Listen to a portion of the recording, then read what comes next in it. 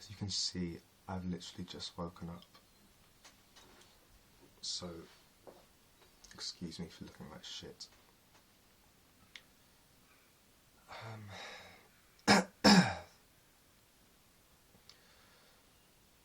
Life began for me at quite an early age. I was a day old. 27th November 1995 I was born in a little place called London, which is why I sound rather posh. However, it was South London, which is also why I sound like I'm going to stab you. So, I was literally made in Chelsea, and I spent the first 11 years of my life living in London. The first 6 of those years with my mum and dad. I've got a really bad cough, by the way. So, yeah, up until about 2001, it was my mum, my dad and myself living together. And then my younger brother Adam came along. And I know it may sound like I'm blaming him, but I'm not. But that's when my life started to change for the worse. About a year later, in November 2002, was when my mum left, a few days before I turned 7, which at that age it's going to be very confusing with one of your parents walking out. And I can't remember much, but I remember the day she went and how events unfolded. I remember being terrified, and I was downstairs, my room was upstairs, and my mum took me upstairs, and there was lots of shouting, and she was throwing things off my shelves, dragging clothes out the wardrobe and telling me to pack all my things together. I didn't know what to do, I didn't know what was going on, but eventually my dad came up to me and tried to reassure me everything's going to be okay. And then they went downstairs, and next thing I know, the house was an absolute mess, and my mum wasn't there anymore. Now, in most cases, it's the dad who walks out and the mother who the child has a stronger bond with, but in my case, it's the complete other way around. My dad's been amazing to me, and I'm extremely grateful to have him. My mum has always been a very intimidating and belittling person, even at the age of 50 or I think 49 she is now. She's still just as intimidating. So yeah, she left in 2002, and then my stepmom came along in 2004 until, well, she's still here. We haven't always seen eye to eye, and to be honest, I think about 2 words a day are said between us, and that's usually hi and bye. But yeah, 2004, I must have been in year 3 or 4 at the time, so primary school. And I was a lot different in primary school to what I am now. Obviously I was a lot shorter, my hair definitely was.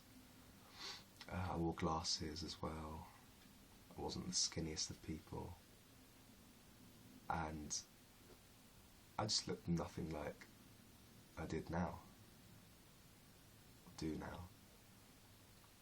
At primary school, I was quite a clever child, not to big myself up, but I was always getting praise, always doing homework on time to really good ability. I was on what was called the gifted and talented list, getting full marks, getting all sixes in my SATs. And when there were things like big events where the school had to choose only one or two people to go to, I was often always one of the people who got to. I wouldn't really say I was bullied in primary school, but as the most people, I struggled to make friends. Didn't really talk to anyone. Felt that I wasn't very important, and that carried on all through primary school, right up until year 6. And then it's hard for any child going from year 6 up to high school, because in most cases you don't know anyone in the whole school. But we moved from London up to Cardiff, which is where I am now, and I didn't know anyone in the whole country, let alone school, so that was especially hard. High school, how? Didn't really have many friends in that until about year 9 and 10. Year 7 was okay. It's when I got to about year 8 and 9 where I was a twat. I went from being this really good little kid in primary school to someone getting sent out of not every lesson, but near enough.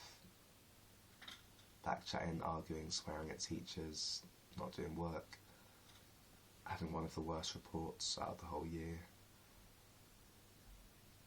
And although year 8 and 9 were really fun, I'd say they were my worst years. So it got to year 10 and I thought to myself, what am I doing? And I realised I was messing up, and I changed a lot. I went from this rebellious little 12 and 13-year-old to someone who was getting back on track, doing work well. It wasn't really until the end of year 9 where I started talking to one of the people who I am really, really great friends with now. I don't know if he's going to be watching this, because I don't know, but he knows who he is. And ironically, I was introduced to him on my first day of high school. And in primary school, regarding lunch, you'd come in and sit down and have your lunch, but in high school it's different. You have to pay for it or bring packed lunch. I didn't know that. And this kid, he was really friendly, and he ends up buying me a muffin. It was a chocolate one for 60p. I won't forget that. So yeah, out of the small group of friends I had from high school, only now, or recently, I've been able to see which of those are actually true friends. Nothing much else happened throughout year 10 and 11. I carried on going to the sixth form at the school I was at in year 12, which wasn't a good idea. People didn't like that much, and I ended up dropping out of a lot of subjects, so the whole academic year was pretty much wasted.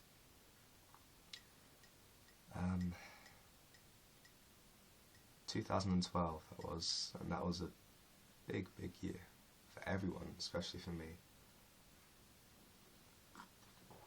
I first started making YouTube videos about a year ago, actually. It was August 2012, and I was on a different channel, which I ended up having to delete due to me having a really shit phone. So yeah, I enjoyed making videos back then, and it got to a point where I realised the videos weren't really getting much attention, so I took it upon myself to show one of my friends one of the videos, and it was entitled something about things I hate, or something like that, and I incorporated the subject of people from school in that, knowing that this friend I showed would spread it around and everyone would end up seeing it. So that happened. Exactly what I thought happened. Everyone kind of turned on me. Friends who I were kind of good friends with at the time ended up following the crowd and not being that supportive of me. But the one friend that I referred to earlier stuck by me for everything. There's another friend who I'm really good friends with now, and I can see his house from here where I am. He lives about 30 seconds away from me. However, the funny thing is, I saw him for the first time last month in about 11 months. And you know, with that length of time, most people would kind of fall out with each other and distance themselves, but a true friend, you can go from talking to pretty much every day, and then even with an 11-month gap, you go back to being exactly how you were before, and that's what happened.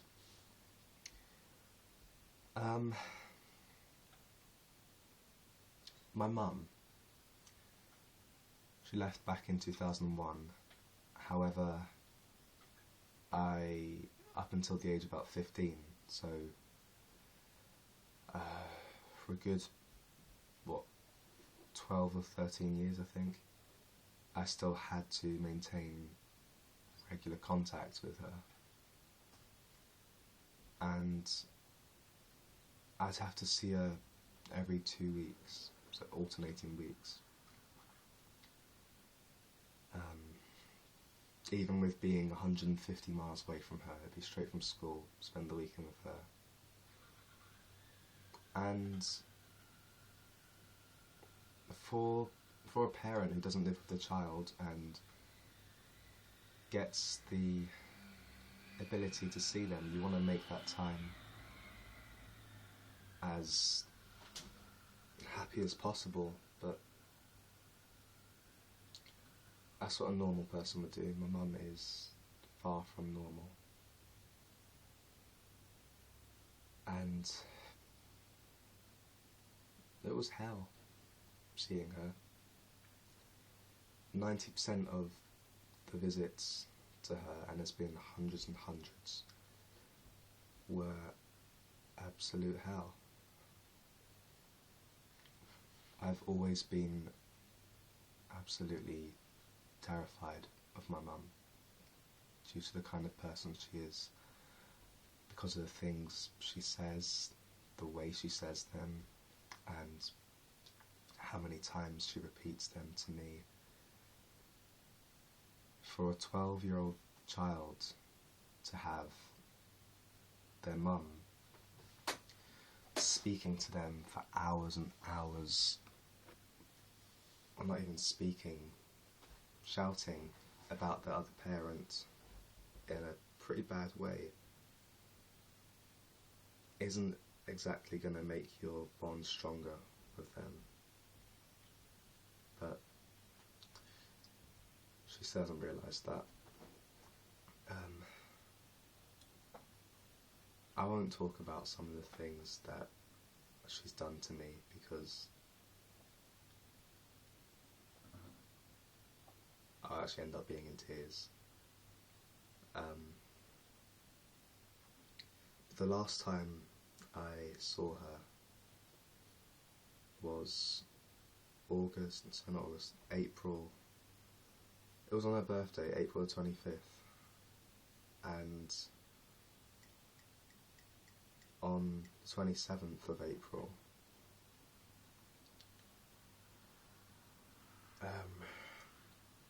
that's the day that I completely lost all respect for my mum. Something big happened, and she has a very short temper, and for 2 to 3 hours I didn't know what was going on. I spent a good hour and a half trying to barricade or stop my mum from getting out of the house because she was very angry at me. And well, basically for a good couple of hours I was trying to talk calmly to her, and I was having a lot of things screamed at into my face. And when your own child says to you, "Mum, I'm scared," with tears not just going down but streaming down their face, regardless of what's happened or your bond with them, a mother is supposed to show affection. My mum screamed this close to my face, "Get the F out of my house," and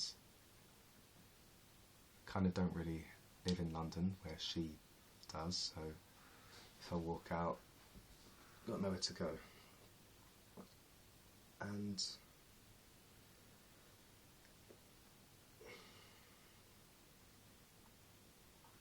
that was the last time I saw her, about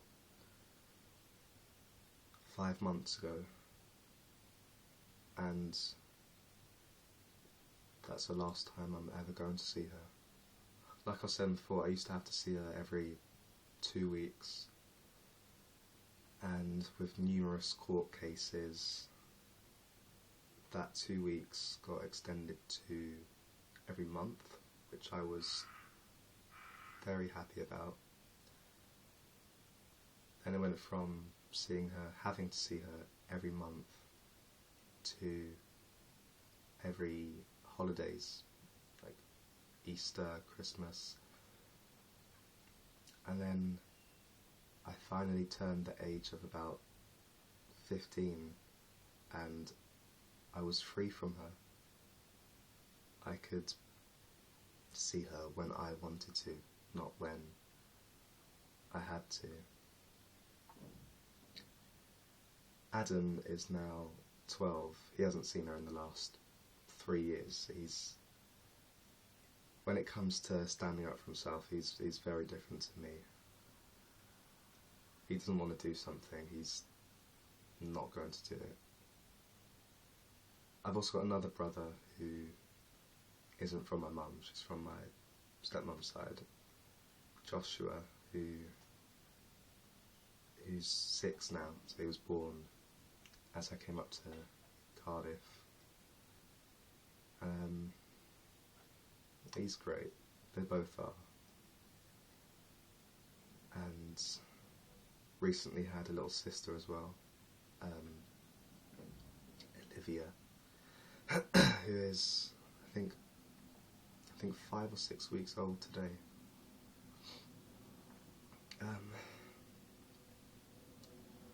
So yeah, we're at about 2012.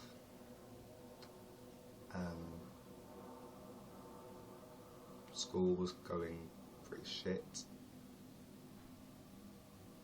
Even 2 months into it, October 2012 was when my life completely changed. The days were going by normally, quite repetitive, until October the 27th of last year, at about, well, it was at about 11:30 at night, so I would have been fast asleep at that time, and these days I'm up to like 3, as you can tell. So yeah, on the 27th of October I received a direct message on a little thing called Twitter. So I saw the message the next day, and it read something along the lines of,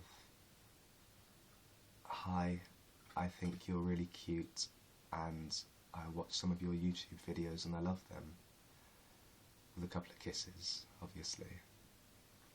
And I'd get lots of DMs, they're called on Twitter,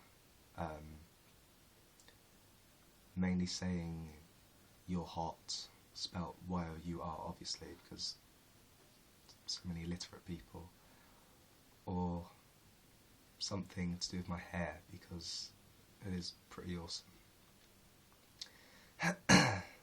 But the next day, October the 28th, I replied to this direct message, and this girl replied back, and so a conversation was started, and it was a really lovely conversation. Got to know the person more, she got to know me. So at night time, that conversation ended, and it ended with me saying, "It was lovely speaking to you, I hope we can again tomorrow." So next day carried on, and at this point I was really starting to like this girl.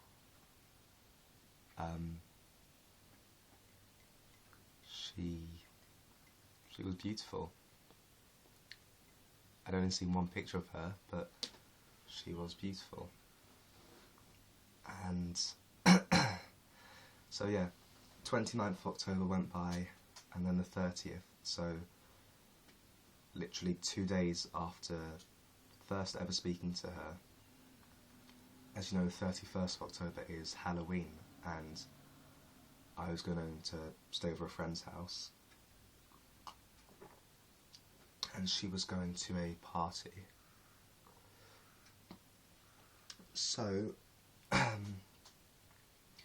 the availability of Twitter wasn't there for that night, so we went on to texting, and we texted all the time whenever we were able to.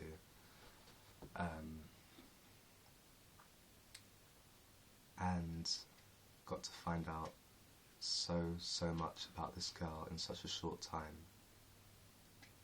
And if you're watching this because you've seen the link on Twitter or Instagram, you'll know this girl's name is Lauren. And So yeah, October, we went from texting, and that then advanced to speaking on the phone. I still remember the first time I ever spoke to her on the phone. I was sweating a lot, my heart was probably out to here, but it was amazing. And we had another phone call the next day, and I felt like I really wanted to impress this girl, so I even went as far as to make a little list of things to talk about, because with it being the second ever phone conversation, it's going to go silent sometimes, and I wanted to get to know her more. And she could speak for hours, God knows what about sometimes, but she could speak a lot. And then November came. November's when my birthday is, so you got a couple of months to get your presents into me. But yeah, November came, and I first told my dad about Lauren. I was shitting myself, to put it bluntly, but it went really well. I first told my mum about Lauren about 6 months afterwards, in April, which is the last time I saw her, which didn't go so well. But yeah, so we went from direct messaging to texting, that advanced to calling, and then we even Skyped for the first time, which was just great, and that was in December. Pardon me. That was in December, just before I was going away for Christmas. And a little after Christmas, January the 4th, we met in person for the first time.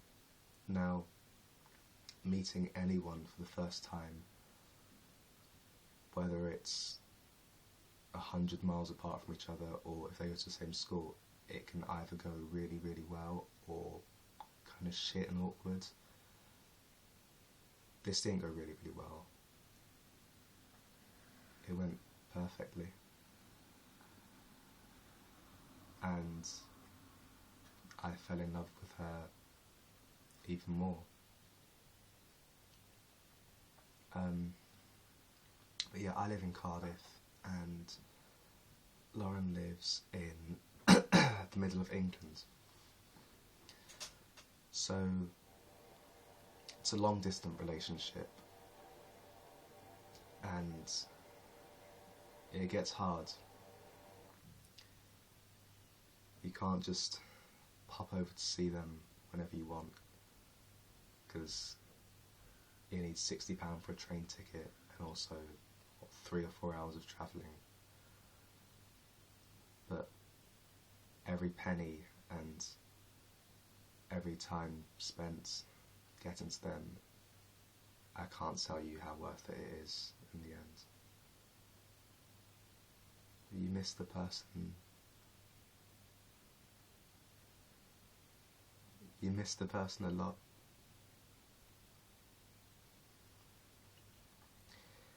And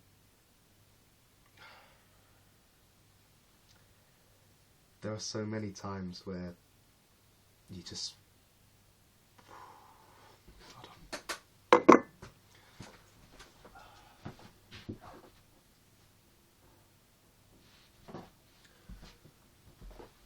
There are so many times where you wish you could be with them, and it's just not possible. Lauren, she's been amazing to me. She's actually the first girlfriend I've ever had, and also the only one.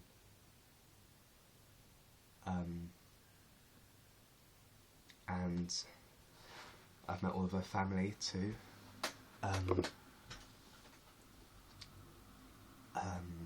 I've got a really good bond with her mum, who has been incredible to me. And I could talk about her a lot, just as much as Lauren, because I love them both. And I really wish you could actually choose what parents you have. Met her dad as well, and other family, siblings, and they're all great.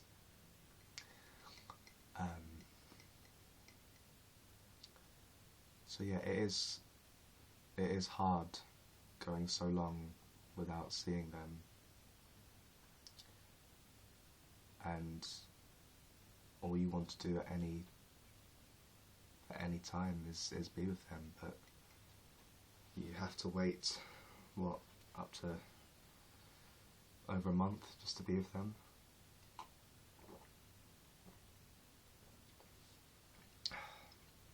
But like I said, it's very worth it.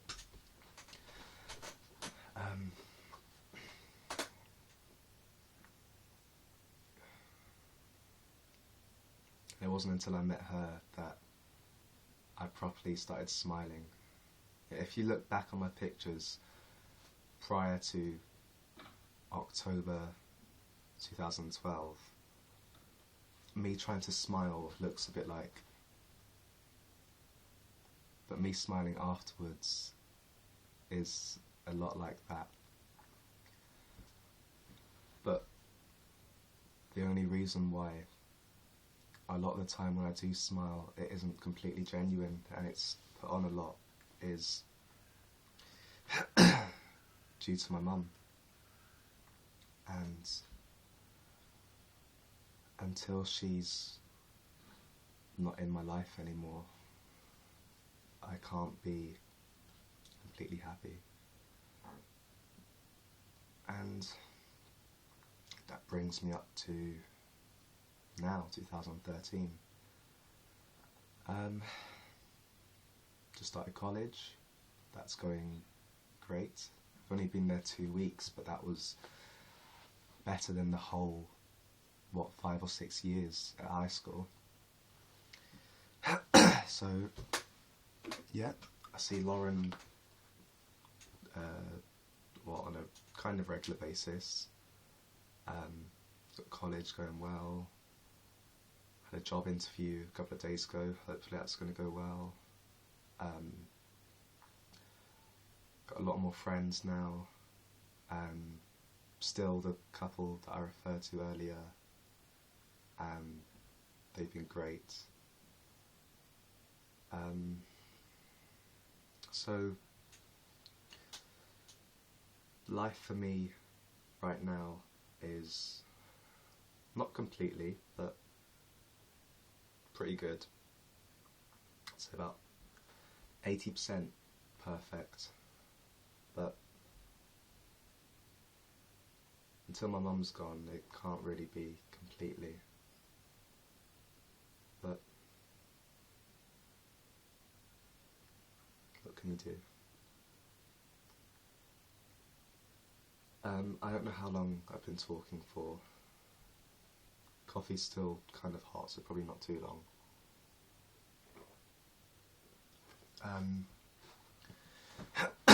If you've watched this all the way to the end, or if you've watched any of it at all, thank you.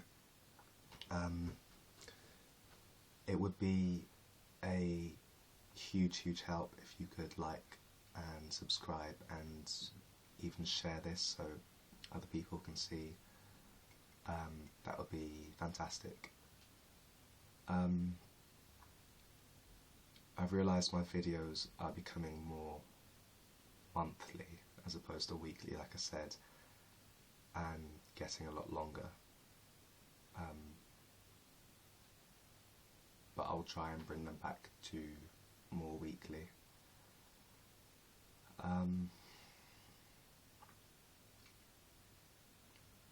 I just wanted to tell you my life story, because why not? So thank you for watching, and be back soon.